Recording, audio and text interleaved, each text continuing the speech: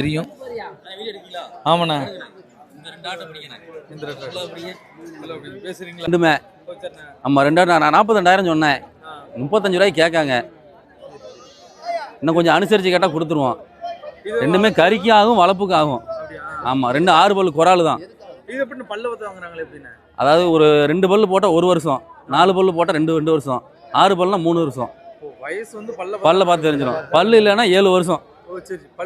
பல்லு 7 வருஷம். அது வேக்காடு அதிகமாக இருக்கும், வேக்காடு கம்மியாக இருக்கும். அவ்வளோதான்.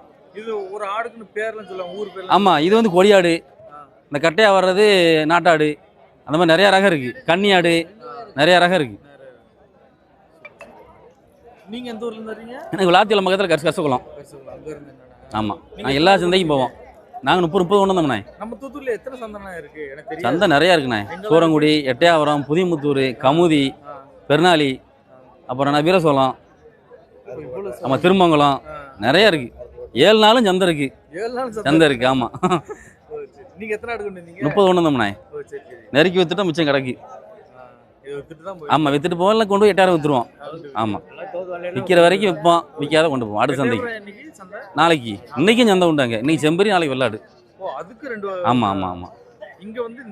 இங்கேயும் எல்லாமே வரும். செம்பரி வரும், வெள்ளாடு வரும். இங்கே கொஞ்சம் கம்மியாக வரும், அங்கே நிறையா வரும். ஆமாம் இங்கே அதிகம் வராது, 1 2 வரும். ஆட்டு எடுங்க.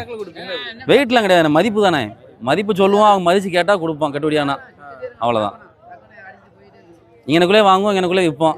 கட்டுப்படியானா 200 கிடைச்சா கொடுத்துருவோம். அவ்வளோதான். அது வந்து அட்வான்ஸ்ண்ணே.